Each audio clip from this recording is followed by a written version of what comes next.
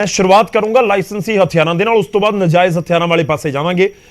पहला क्वेश्चन यही है कि लाइसेंसी हथियारों का रिव्यू करने वाला पूरा मकसद की है? गौरव जी, पिछले समय दे विच काफ़ी वारदातां जिहड़ियां आ शुरू तो ही लाइसेंसी हथियारां नाल भी होईयां आ ते लाइसेंसी हथियारां दा शो ऑफ जां उन्हां दी बिना वजह वरतों, चाहे ओह फुकरी मारन वास्ते होवे, चाहे जशन मनाउण वास्ते होवे, चाहे खुशी दे मौके ते होवे, ਉਹਦੇ ਨਾਲ भी मौतां होईयां आ, उत्थे लड़ाइयां भी होईयां, ਉਹਦੇ ਨਾਲ बहुत ज़्यादा गल्लां वधियां हैगीਆਂ जी। और ये भी सस्पैक्टेड आ कि लाइसेंसी हथियारां दे नाल ही दूसरे हथियारां च भी पर्दा रह जांदा है। किसी दी चैकिंग हुंदी है, जो लाइसेंसी हथियार दिखाता है, लाइसेंस दिखाता है, it looks like that he और she is a gentle person. So ये सारी गल्लां नूं नाले हुण जिन्ना क्राइम वध गया आ, ਉਹਦੇ ਵਿੱਚ ਜਦੋਂ हर पासे ही सख्ती की जाएगी, एक मैसेज जांदा आ। जिस तरह डिमोनस्ट्रेशन से भी पाबंदी लाई है, ब्याहां ते फायर करन दे सी, भी पाबंदी लाई है। पिछले समय तुसीं देखिया इन्ना ये कल्चर वध गया कि एक पुलिस कर्मी भी फायर कर रहा सीगा। चंगे चंगे जिहड़े मतलब जिन्हां तो एक्सपैक्ट नहीं किया जाता कोई इस तरह की गल्लां करनगे। और बीते समय विच गायक भी होर भी काफ़ी मौतां होईयां आ सोशल फंक्शन दे विच, जिथे कोई क्राइम करन दा कोई वजह नहीं सी बनती, पर शराब पीती हुई है, नशे च हैगे ने, उत्थे फायर कर रहे ने, तो उस तो बाद जां लड़ाई हो गई जां वैसे ही गुस्से च आके गोली चला दी।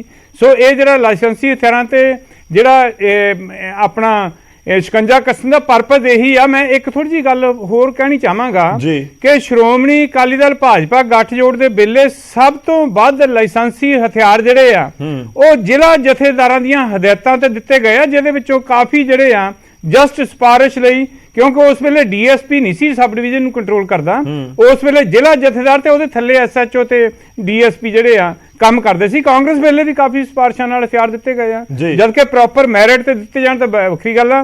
एक उदाहरण मैं श्रोमणी अकाली दल भाजपा गठजोड़ दे वेले दी भी कहूंगा, क्योंकि ये लोग कहंदे ने कि लाइसेंसी हथियारां नाल तां क्राइम हुंदा ही नहीं। एक थाणेदार दी बेटी नूं कोई जिला जथेदार तंग कर रहा सीगा, ਜਦੋਂ थाने वाला ने कार्रवाई ना की तो उस जगह ते पहुंचा तो उस जिला जथेदार ने अपने लाइसेंसी हथियार नाल उस थानेदार ते गोली चलाई। वो सड़क के कंढे तड़फ रहा सी, घर इमीडिएटली अपने घर गया, दूजी बंदूक चक के लेके आया, ਉਹਦੇ ਨਾਲ ਉਹਦੇ गोलियां मारियां, ਉਹਦੇ ਉੱਪਰ ਉਹਨੇ डांस किया टू मेक श्योर भी यह मर जाए चंगी तरह।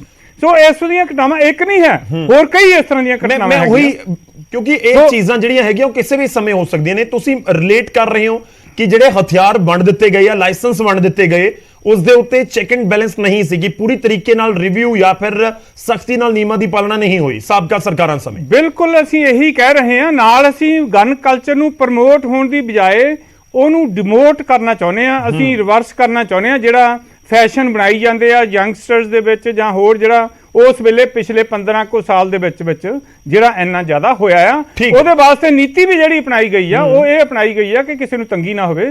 3 महीने का समा रखा गया, रिव्यू किया जाएगा जिन्हां दे ठीक है। चलो मैं अगे बढ़दा, मैं एक बार इसी गल दे उत्ते रिएक्शन ले लवां, क्योंकि नजायज़ हथियारां वाले पासे आपां जावांगे। RPS मैनी जी, अकाली दल दे समय जिहड़े हथियारां दी वंड होई, लाइसेंस दित्ते गए, उस दे विच सिफारिशां चलियां। ਸਾਡੇ ਨਾਲ ਸਾਬਕਾ SSP ਬੈਠੇ ਨੇ, ਮੈਂ ਉਹਨਾਂ ਦਾ ਰੁਖ ਕਰਾਂਗਾ, ਪਰ ਪਹਿਲਾਂ RPS ਜੀ ਤੁਹਾਡਾ ਇੱਕ ਕਮੈਂਟ ਜ਼ਰੂਰੀ ਹੈ ਕਿ ਤੁਹਾਡੀ ਸਰਕਾਰ ਦੇ ਸਮੇਂ ਇਲਜ਼ਾਮ ਲਗਾ ਰਹੇ ਨੇ ਕਿ ਹਥਿਆਰਾਂ ਦੀ ਵੰਡ ਬਹੁਤ ਤਰੀਕੇ ਨਾਲ ਨਹੀਂ ਕੀਤੀ ਗਈ ਔਰ ਉਸ ਦਾ ਖਾਮਿਆਜ਼ਾ ਭੁਗਤਣਾ ਪੈ ਰਿਹਾ ਹੈ। ਗੌਰਵ ਜੀ, ਇਸ ਤਰ੍ਹਾਂ ਕਿ ਸੰਘੇੜਾ ਸਾਹਿਬ ਦੀ ਗੱਲ ਦੇ ਨਾਲ ਮੈਂ ਬਿਲਕੁਲ ਮੁਤਫਿਕ ਨਹੀਂ ਆ। ਜਿਹੜੇ ਹਥਿਆਰਾਂ ਦੀ ਜਦੋਂ ਲਾਇਸੈਂਸ ਦਾ ਜਿਹੜਾ ਪ੍ਰੋਸੀਜਰ ਆ, ਉਹਨੂੰ ਪ੍ਰਸ਼ਾਸਨ, ਸ਼ਾਸਨ, ਅਫਸਰ, ਬਿਊਰੋਕ੍ਰੇਸੀ ਹੀ ਫੋਲੋ ਕਰਦੀ ਹੈ। ਜਿਹੜੀ ਉਹੀ ਅਫਸਰ ਅੱਜ ਦੀ ਡੇਟ ਦੇ ਵਿੱਚ ਵੀ ਪੰਜਾਬ ਪੁਲਿਸ ਦੇ ਵਿੱਚ ਕੰਮ ਕਰ ਰਹੇ ਆ, ਸਿਵਲ ਪ੍ਰਸ਼ਾਸਨ ਦੇ ਵਿੱਚ ਕੰਮ ਕਰ ਰਹੇ, ਜਿਨ੍ਹਾਂ ਨੇ ਉਦੋਂ ਹਥਿਆਰ ਦਿੱਤੇ ਸੀ। ਹਾਂ, ਹਥਿਆਰ ਦੇ ਜਿਹੜਾ ਲਾਇਸੈਂਸ ਦੇਣ ਵਾਲੇ ਜਿਹੜੀ ਉਹ ਚੀਜ਼ ਨੂੰ ਚੈੱਕ ਕਰਨਾ ਕਿ ਬੰਦਾ ਕਿੰਨੇ ਕੁ ਸੰਜਮ ਦਾ ਮਾਲਕ ਆ, ਕਿੰਨੀ ਕੁ ਅਕਲ ਦਾ ਮਾਲਕ ਆ, ਇਹ ਚੀਜ਼ ਤੇ ਡਿਪੈਂਡ ਕਰਦੀ ਹੈ ਹਥਿਆਰ ਲੈਣ ਵਾਲੇ ਦੇ ਉੱਤੇ। ਉਹਦਾ ਇੱਕ ਸੈੱਟ ਪ੍ਰੋਸੀਜਰ, ਜਿਸ ਪ੍ਰੋਸੀਜਰ ਨੂੰ ਅੱਜ ਦੀ ਡੇਟ ਦੇ ਵਿੱਚ ਵੀ ਜਦੋਂ ਇਹ ਲਾਇਸੈਂਸ ਦੇਣਾ ਸ਼ੁਰੂ ਕਰਨਗੇ ਤੇ ਸੇਮ ਪ੍ਰੋਸੀਜਰ ਨੂੰ ਫੋਲੋ ਕੀਤਾ ਜਾਏਗਾ ਜਿਹੜਾ ਉਸ ਸਮੇਂ ਕੀਤਾ ਜਾਂਦਾ ਸੀ। ਮੈਂ ਇਹ ਗੱਲ ਦੱਸਣਾ ਚਾਹੁੰਦਾ ਕਿ ਤੁਸੀਂ ਜਦੋਂ ਅਪਲਾਈ ਕਰਦੇ ਹੋ, ਤੁਸੀਂ ਆਪਣੇ ਥੱਲੇ ਲੋਕਲ ਥਾਣੇ ਤੋਂ ਲੈ ਕੇ DSP ਤੋਂ ਲੈ ਕੇ ਫਿਰ SSP ਤੋਂ ਫਿਰ DC ਜਾਂ ADC, ਜਿਹਨੂੰ ਵੀ ਉਹ ਪਾਵਰ ਦਿੱਤੀ ਹੁੰਦੀ ਉਹ ਲਾਇਸੈਂਸ ਇਸ਼ੂ ਕਰਦਾ। ਕੋਈ ਜਥੇਦਾਰ ਜਾਂ ਕਿਸੇ ਪਾਰਟੀ ਦਾ ਪ੍ਰਧਾਨ ਉਹਨੂੰ ਇਸ਼ੂ ਨਹੀਂ ਕਰਦਾ, ਉਹਨੂੰ ਪ੍ਰਸ਼ਾਸਨ ਹੀ करता आया। ते अज दी डेट च भी सेम ही प्रोटोकॉल, सेम ही प्रैक्टिस नूं अपनाया जा रहा। इसलिए किसी ਸਰਕਾਰ ਦੇ ਟੈਨਿਓਰ ਨੂੰ ਇਸ ਗੱਲ ਲਈ ਜ਼ਿੰਮੇਵਾਰ ਠਹਿਰਾਉਣਾ ਇਹ ਗੱਲ ਚੰਗੀ ਨਹੀਂ ਹੈਗੀ। ਨਹੀਂ, ਫੋਨ ਤਾਂ ਕੰਮ ਕਰਦੇ ਨੇ ਨਾ ਸਰ, ਤੁਹਾਨੂੰ ਨਹੀਂ ਲੱਗਦਾ ਕਿ ਫੋਨ ਕੰਮ ਕਰਦੇ ਨੇ, ਕਿ ਕੰਮ ਨਹੀਂ ਹੋ ਰਿਹਾ ਹੁੰਦਾ ਵੱਡੇ ਅਫਸਰਾਂ ਤੱਕ ਜੇ ਕਿਸੇ ਹੋਰ ਉੱਪਰੋਂ ਵਿਧਾਇਕ ਜਾਂ ਮਿਨਿਸਟਰ ਲੈਵਲ ਦਾ ਫੋਨ ਆਉਂਦਾ ਤਾਂ ਫਿਰ ਉਸ ਦੇ ਨਾਲ ਅਸਰ ਤਾਂ ਉਸਦਾ ਅਸਰ ਨਜ਼ਰ ਆਉਂਦਾ ਨਹੀਂ। ਉਹੀ ਕਹਿ ਰਹੇ ਨੇ ਕਿ ਤੁਹਾਡੇ ਸਮੇਂ ਸਿਫਾਰਿਸ਼ਾਂ ਬਹੁਤ ਆਉਂਦੀਆਂ ਸੀ। ਗੌਰਵ ਜੀ ਇਸ ਗੱਲ ਨਾਲ ਮੈਂ ਤੁਹਾਡੀ ਨਾਲ ਮੁਤਫਿਕ ਨਹੀਂ ਹੈਗਾ, ਸਹਿਮਤ ਨਹੀਂ ਹੈ, ਬਿਲਕੁਲ ਨਹੀਂ ਸਹਿਮਤ ਹੈਗਾ ਕਿ ਕਿਸੇ ਨੂੰ ਪ੍ਰੈਸ਼ਰਾਈਜ਼ ਕੀਤਾ ਜਾਂਦਾ ਸੀ ਕਿ ਇੰਨੇ ਹਥਿਆਰਾਂ ਦੇ ਲਾਇਸੈਂਸ ਜਿਹੜੇ ਇਹਨਾਂ ਨੂੰ ਦਿੱਤੇ ਜਾਣ। ਮੈਂ ਜਿਵੇਂ ਪਹਿਲਾਂ ਹੀ ਬੇਨਤੀ ਕੀਤੀ ਹੈ ਕਿ ਉਹਦਾ ਇੱਕ ਸੈੱਟ ਪ੍ਰੈਕਟਿਸ ਆ, ਸੈੱਟ ਇੱਕ ਪ੍ਰੋਟੋਕੋਲ ਕਰਨਾ ਹੀ ਪੈਣਾ। ਨਾ ਤੇ ਥਾਣੇਦਾਰ ਕਿਸੇ ਦੀ ਆਊਟ ਆਫ ਵੇ ਜਾ ਕੇ ਜਿਹੜੀ ਫਾਈਲ ਬਣਾ ਦੇਣੀ ਹੈ, ਤੇ ਨਾ ਉਹਨੂੰ ਡੀਐਸਪੀ ਨੇ ਵੈਰੀਫਾਈ ਕਰਨਾ, ਉਸ ਤੋਂ ਬਾਅਦ ਜ਼ਿਲ੍ਹਾ ਐਸਐਸਪੀ ਨੇ ਉਸ ਚੀਜ਼ ਨੂੰ ਵੈਰੀਫਾਈ ਕਰਕੇ। ਠੀਕ ਹੈ, ਪ੍ਰੋਸੀਜਰ ਵਾਲੀ ਗੱਲ ਹੈ। ਮੈਂ ਜੋ ਜ਼ਿਕਰ ਕਰ ਰਿਹਾ ਨਾ ਮੈਣੀ ਸਾਹਿਬ, ਉਹ ਆਮ ਆਦਮੀ ਪਾਰਟੀ ਇਲਜ਼ਾਮ ਲਗਾ ਰਹੀ ਹੈ, ਸੰਘੇੜਾ ਸਾਹਿਬ ਨੇ ਜ਼ਿਕਰ ਕੀਤਾ ਸੀ, ਇਸ ਕਰਕੇ ਮੈਂ ਸਵਾਲ ਤੁਹਾਨੂੰ ਕੀਤਾ। ਉਹ ਕਹਿ ਰਹੇ ਕਿ ਸਿਫਾਰਿਸ਼ਾਂ ਵਾਲੇ ਫੋਨ ਆਉਂਦੇ ਨੇ, ਸਿਫਾਰਿਸ਼ ਦਾ ਫੋਨ ਆ ਗਿਆ ਤਾਂ ਫਿਰ ਕਿਸੇ ਵੱਡੇ ਅਫਸਰ ਦੇ ਲਈ ਵੀ ਡਿਸਟ੍ਰਿਕਟ ਲੈਵਲ ਦੇ ਉੱਤੇ ਮਨਾ ਕਰਨਾ ਸ਼ਾਇਦ ਮੁਸ਼ਕਿਲ ਹੋ ਜਾਂਦਾ ਹੋਵੇ ਕਿ ਤੁਸੀਂ ਹੇਠਾਂ ਤੋਂ ਫਾਈਲ ਕਲੀਅਰ ਕਰਕੇ ਭੇਜੋ, ਉੱਪਰ ਅਸੀਂ ਆਪਣੇ ਆਪ ਦੇਖ ਲਾਂਗੇ। ਆਮ ਤੌਰ ਤੇ ਐਵੇਂ ਕਿਹਾ ਜਾਂਦਾ। ਗੌਰਵ ਜੀ, ਜਦੋਂ ਕੋਈ ਬੰਦਾ ਕਿਸੇ ਚੀਜ਼ ਲਈ ਜਿਸ ਗੱਲ ਲਈ ਉਹਨੂੰ ਜ਼ਿੰਮੇਵਾਰ ਬਣਾਇਆ ਗਿਆ ਹੋਵੇ ਉਹ ਜ਼ਿੰਮੇਵਾਰੀ ਪੂਰੀ ਨਾ ਕਰ ਰਿਹਾ ਹੋਵੇ, ਤੇ ਫਿਰ ਉਹ ਰੋਂਦੂ ਨਿਆਣਿਆਂ ਵਾਂਗੂ ਇਸ ਤਰ੍ਹਾਂ ਹੀ ਕਰ ਸਕਦੇ ਆ ਜਿਵੇਂ ਕਿ ਸੰਘੇੜਾ ਸਾਹਿਬ ਕਰ ਰਹੇ ਆ। ਇਹਨਾਂ ਦਾ ਲਾਅ ਐਂਡ ਆਰਡਰ ਨੂੰ ਜਦੋਂ ਇਹ ਨਹੀਂ ਟੈਕਲ ਕਰ ਪਾ ਰਹੇ, ਉਸ ਪ੍ਰਸ਼ਾਸਨ ਨੂੰ ਸਹੀ ਤਰੀਕੇ ਨਾਲ ਨਹੀਂ ਚਲਾ ਪਾ ਰਹੇ, ਤੇ ਫਿਰ ਕਿਸੇ ਨਾ ਕਿਸੇ ਤੇ ਉਹਨਾਂ ਨੇ ਸੁੱਟਣੀ ਆ ਨਾ ਗੱਲ। ਇਸ ਲਈ ਮੈਂ ਜਵਾਬ ਲਵਾਂਗਾ ਇਸ ਦਾ, ਪਹਿਲਾਂ ਇੱਕ ਵਾਰੀ ਖੜਿਆਲ ਸਾਹਿਬ ਦਾ ਰੁਖ ਕਰ ਲਵਾਂ। ਖੜਿਆਲ ਸਾਹਿਬ, ਦੇਖੋ ਕਾਂਗਰਸ ਦੇ ਸਮੇਂ ਵੀ ਜਿਹੜੇ ਨਿਯਮ ਛਿੱਕੇ ਟੰਗ ਕੇ ਹਥਿਆਰ ਦਿੱਤੇ ਗਏ, ਲਾਇਸੈਂਸ ਦਿੱਤੇ ਗਏ। ਮੈਂ ਇਸੇ ਪੁਆਇੰਟ ਦੇ ਉੱਤੇ ਸ਼ੁਰੂਆਤ ਅੱਜ ਕਰ ਰਹੇ ਹਾਂ, ਇੱਥੇ ਤੁਹਾਡਾ ਰਿਐਕਸ਼ਨ, ਫਿਰ ਉਸ ਤੋਂ ਬਾਅਦ ਆਪਾਂ ਅਗਲੇ ਪੁਆਇੰਟ ਤੇ ਵਧਾਂਗੇ। ਖੜਿਆਲ ਸਾਹਿਬ। ਗੌਰਵ ਜੀ, ਕੱਲੇ ਆਮ ਆਦਮੀ ਪਾਰਟੀ ਦੇ ਕਹਿਣ ਨਾਲ ਇਹ ਚੀਜ਼ ਸੱਚ ਨਹੀਂ ਹੋ ਜਾਂਦੀ। ਇਹਨਾਂ ਨੇ ਕੋਈ ਰਿਪੋਰਟ ਦੱਸੀ ਨਹੀਂ, ਕੋਈ ਡੇਟਾ ਕੋਡ ਕੀਤਾ ਨਹੀਂ, ਕੋਈ ਸਟੈਟ ਦੱਸੇ ਨਹੀਂ, ਸਿਰਫ ਇੱਕ ਹਵਾਈ ਐਲੀਗੇਸ਼ਨ ਤਾਂ ਕਿ ਆਪਦੀ ਰਿਸਪੌਂਸਿਬਿਲਿਟੀ ਤੋਂ ਪਿੱਛਾ ਛੁਡਾ ਸਕਣ। ਲੇਕਿਨ ਫੈਕਟ ਕੀ ਹੈ ਗੌਰਵ ਜੀ, ਇਹ ਕਿਉਂ ਲਾਇਸੈਂਸਡ ਵੈਪਨਸ ਨੂੰ ਰਿਵਿਊ ਕਰਨਾ ਚਾਹੁੰਦੇ ਹੈ ਤਾਂ ਕਿ ਜੋ ਲਾਅ ਐਂਡ ਆਰਡਰ ਹੈ, ਜੋ ਵਿਗੜ ਗਿਆ ਹੈ, ਚਰਮਰਾ ਗਿਆ ਹੈ, ਉਹਨੂੰ ਕੰਟਰੋਲ ਕੀਤਾ ਜਾਵੇ, ਇਨਸੀਡੈਂਟਸ ਜਿਹੜੇ ਹੋ ਰਹੇ ਆ ਉਹ ਰੁਕ ਸਕਣ। ਗੌਰਵ ਜੀ, ਇੱਥੇ ਪ੍ਰੈਕਟੀਕੈਲਿਟੀ ਮਿਸਿੰਗ ਹੈ, ਇਹ ਪ੍ਰੈਕਟੀਕਲ ਨਹੀਂ ਹੈ, ਕਿਉਂਕਿ ਜ਼ਿਆਦਾਤਰ ਕ੍ਰਾਈਮ, ਜ਼ਿਆਦਾਤਰ ਇਨਸੀਡੈਂਟਸ ਨਜਾਇਜ਼ ਅਸਲੇ ਨਾਲ ਹੁੰਦੇ ਨੇ, ਲਾਇਸੈਂਸਡ ਵੈਪਨ ਨਾਲ ਨਹੀਂ ਹੁੰਦੇ। ਮੈਂ ਪ੍ਰੈਕਟਿਸਿੰਗ ਲਾਇਰ ਹੈ, ਮੈਨੀ ਸਾਹਿਬ ਲਾਇਰ ਨੇ, ਹੋਰ ਲਾਇਰਸ ਨੇ, ਇੱਥੇ ਸਾਬਕਾ ਐਸਐਸਪੀ ਬੈਠੇ ਆ, ਉਹ ਤੁਹਾਨੂੰ ਭਲੀ ਭਾਂਤ ਦੱਸ ਸਕਦੇ ਆ ਕਿ ਜ਼ਿਆਦਾਤਰ ਕ੍ਰਾਈਮਸ ਦੇ ਵਿੱਚ ਮੈਜੋਰਿਟੀ ਨਜਾਇਜ਼ ਅਸਲਾ ਵਰਤਿਆ ਜਾਂਦਾ ਹੈ। ਕਿਉਂਕਿ ਜਦੋਂ ਬੰਦਾ ਲਾਇਸੈਂਸਡ ਵੈਪਨ ਵਰਤਦਾ ਹੈ, ਇੱਕ ਤਾਂ ਈਜ਼ੀ ਟੂ ਟਰੈਕ ਹੋ ਜਾਂਦਾ, ਬੜਾ ਈਜ਼ੀਲੀ ਟਰੈਕ ਹੋ ਜਾਂਦਾ ਹੈ, ਲਾਇਬਿਲਿਟੀ ਉਹਦੀ ਫਿਕਸ ਹੋ ਜਾਂਦੀ ਹੈ, ਉਹ ਕਨੈਕਟ ਹੋ ਜਾਂਦਾ, ਉਹਦੇ ਨਾਲ ਸਜ਼ਾ ਮਿਲਣੀ ਬੜੀ ਸੌਖੀ ਹੁੰਦੀ ਹੈ, ਤੇ ਅੱਜ ਕੱਲ ਮੂਰਖ ਕੋਈ ਵੀ ਨਹੀਂ ਹੈ। ਨਾਲੇ ਮੈਂ ਸਟੈਟਿਸਟਿਕਸ ਦੇ ਬੇਸਿਸ ਤੇ ਗੱਲ ਕਰ ਰਿਹਾ। ਸੰਘੇੜਾ ਸਾਹਿਬ ਦਾ ਸਟੈਂਡ ਪਹਿਲਾਂ ਵੀ ਡਿਬੇਟਸ ਦੇ ਵਿੱਚ ਇਹੀ ਰਿਹਾ, ਆਫੀਸ਼ੀਅਲ ਸਟੈਂਡ ਇਹ ਕਹਿੰਦੇ ਹੁੰਦੇ ਆ ਵੀ 60% ਕ੍ਰਾਈਮ ਲਾਇਸੈਂਸਡ ਵੈਪਨਸ ਨਾ ਹੋ ਰਿਹਾ। ਸੋ ਮੇਰਾ ਸਵਾਲ ਸੰਘੇੜਾ ਸਾਹਿਬ, ਤੁਹਾਨੂੰ ਰਿਵਿਊ ਕਰਨ ਵਾਲਾ ਫੈਸਲਾ, ਇਸ ਦਾ ਮਤਲਬ ਕਾਂਗਰਸ ਨੂੰ ਕੋਈ ਜ਼ਿਆਦਾ ਸੋਲਿਡ ਨਜ਼ਰ ਨਹੀਂ ਆ ਰਿਹਾ।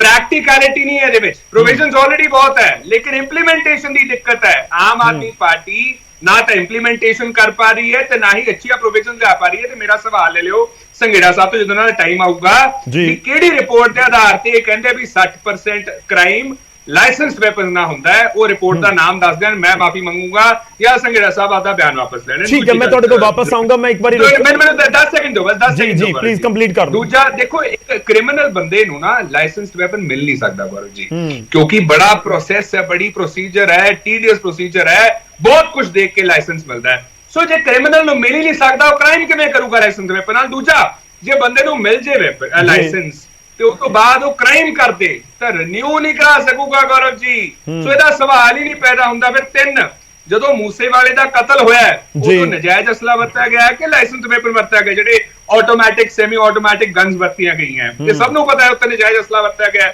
ਤੇ ਤੀਜਾ, ਇਹ ਤਾਂ ਕਿਉਂ ਸਰਕਾਰ ਕਰ ਰਹੀ ਹੈ? Desperate Times call for desperate measures. ਕੁਛ ਨਾ ਕੁਛ ਦਿਖਾਉਣਾ ਇਹਨਾਂ ਨੇ ਵੀ ਅਸੀਂ ਕੁਛ ਕਰ ਰਹੇ ਹਾਂ, ਅਸੀਂ ਐਕਸ਼ਨ ਲੈ ਰਹੇ ਹਾਂ। ਮੈਂ ਤੁਹਾਡਾ ਪੁਆਇੰਟ ਆ ਗਿਆ, ਤੁਹਾਡਾ ਪੁਆਇੰਟ ਆ ਗਿਆ ਸਰ।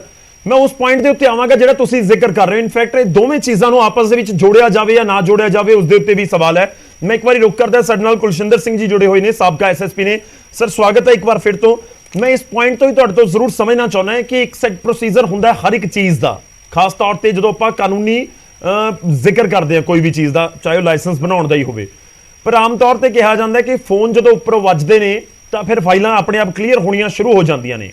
ਮੌਜੂਦਾ ਸਮੇਂ 'ਚ ਸਰਕਾਰ ਤੇ ਪਾਰਟੀ ਦਾਅਵਾ ਕਰ ਰਹੀ ਹੈ ਜਾਂ ਇਲਜ਼ਾਮ ਲਗਾ ਰਹੀ ਹੈ ਕਿ ਸਾਬਕਾ ਸਰਕਾਰਾਂ ਦੇ ਸਮੇਂ ਆ ਸਭ ਕੁਝ ਹੋਇਆ, ਕਿ ਨਿਯਮ ਸਹੀ ਤਰੀਕੇ ਦੇ ਨਾਲ ਪ੍ਰੋਸੀਜਰਸ ਨੂੰ ਫੋਲੋ ਨਹੀਂ ਕੀਤਾ ਗਿਆ। ਤੁਹਾਡੇ ਤੋਂ ਸਮਝਣਾ ਚਾਹਾਂਗੇ ਸਰ ਕਿ ਵਾਕਈ ਇਸ ਤਰੀਕੇ ਨਾਲ ਪੋਸਿਬਿਲਿਟੀ ਹੈ ਇੱਕ ਲਾਇਸੈਂਸ ਬਣਵਾਉਣ ਦੇ ਲਈ?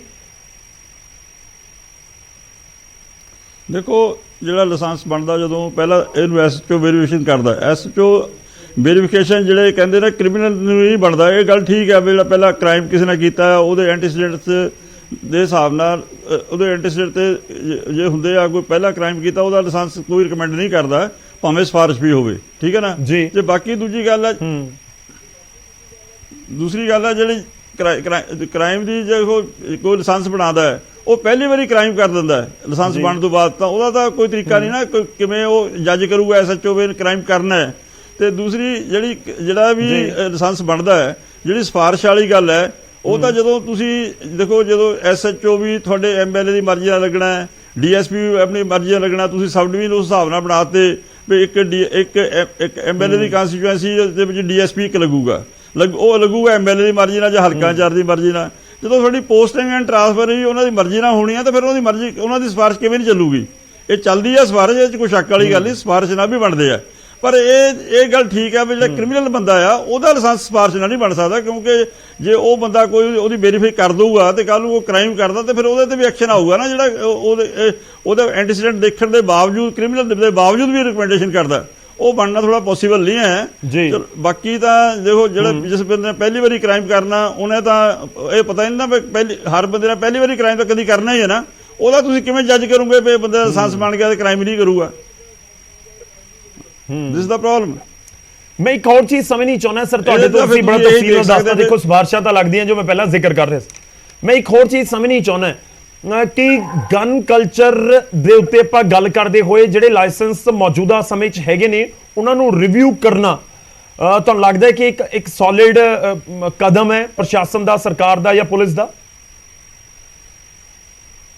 ਨਹੀਂ ਸੋਲਿਡ ਤਾਂ ਨਹੀਂ, ਪਰ ਕਰ ਲੈਣਾ ਚਾਹੀਦਾ। ਕਈ ਲੋਕਾਂ ਦੇ ਸ਼ਰਾਰਤੀਆਂ ਦੇ ਬਣਿਆ ਜਾਂ ਸਿਫਾਰਿਸ਼ਾਂ ਨੇ ਬਣਿਆ। ਦੇਖੋ ਐਸਐਚਓ ਜਿਹੜਾ ਹੁੰਦਾ ਉਹ ਬੜਾ ਜੱਜ ਹੁੰਦਾ ਉਸ ਥਾਣੇ ਦਾ, ਉਹਨੂੰ ਪਤਾ ਹੁੰਦਾ ਇਸ ਇਲਾਕੇ 'ਚ ਕਿਹੜਾ ਸ਼ਰਾਰਤੀ ਬੰਦਾ ਹੈਗਾ, ਉਹਦਾ ਨਾਮ ਬਣਾਇਆ ਜਾਵੇ। ਸੈਕੰਡ ਜਿਹੜਾ ਇਹ ਲਾਇਸੈਂਸੀ ਵੈਪਨ ਹੈ ਇਹਦੇ ਨਾਲ ਚਲੋ ਕ੍ਰਾਈਮ ਤਾਂ ਠੀਕ ਹੈ ਵੀ ਇਹਨਾਂ ਕ੍ਰਾਈਮ ਬਹੁਤ ਨਹੀਂ ਹੋਇਆ, ਬਹੁਤ ਘੱਟ ਕ੍ਰਾਈਮ ਇਹਦੇ ਨਾਲ ਹੋਇਆ, ਬੜਾ ਰੇਅਰ ਹੈ। ਤੇ ਜਿਹੜਾ ਇਹ ਕਲਚਰ ਹੈ ਜਿਹੜੇ ਮੈਰਿਜ ਪੈਲਸਾਂ 'ਚ ਗਨ ਚੱਲਦੀਆਂ ਜਾਂ ਹੋਰ ਜਾਂ ਪਿੰਡਾਂ 'ਚ ਕੋਈ ਲੜਾਈ ਹੁੰਦੀ ਆ, ਆਪਸੀ ਦੁਸ਼ਮਣੀ ਹੁੰਦੀ ਆ, ਉੱਥੇ ਤਾਂ ਚੱਲਦਾ ਹੈ, ਉੱਥੇ ਚੱਲਦਾ। ਤਾਂ ਮੈਰਿਜ ਪੈਲਸ ਵੀ ਆਮ ਤੌਰ ਤੇ ਲੋਕ ਲਾਇਸੈਂਸੀ ਵੈਪਨ ਨਾਲ ਹੀ ਫਾਇਰ ਕਰਦੇ ਆ। ਉੱਥੇ ਮਿਸ ਵੈਪਨਿੰਗ ਵੀ ਹੋਈਆਂ ਪੰਜਾਬ 'ਚ ਪਹਿਲਾਂ ਵੀ ਹੋਈਆਂ, ਹੁਣ ਦੀ ਸੰਭਾਵਨਾ ਵੀ ਹੁੰਦੀ ਹੈ। ਇਸ ਕਰਕੇ ਉਹ ਕੁਝ ਬੰਦਿਆਂ ਨੂੰ ਜਿਹੜੇ ਸ਼ਰਾਰਤੀ ਆ ਜੇ ਉਹਨਾਂ ਨੂੰ ਸਹੀ ਮਾਇਨਿਆਂ 'ਚ ਵੈਰੀਫਾਈ ਕਰਕੇ ਉਹਨਾਂ ਦੇ ਲਾਇਸੈਂਸ ਕੈਂਸਲ ਕਰ ਦਿੱਤੇ ਜਾਣ ਤਾਂ ਕੋਈ ਗਲਤ ਗੱਲ ਨਹੀਂ ਹੈ ਇਸ 'ਚ।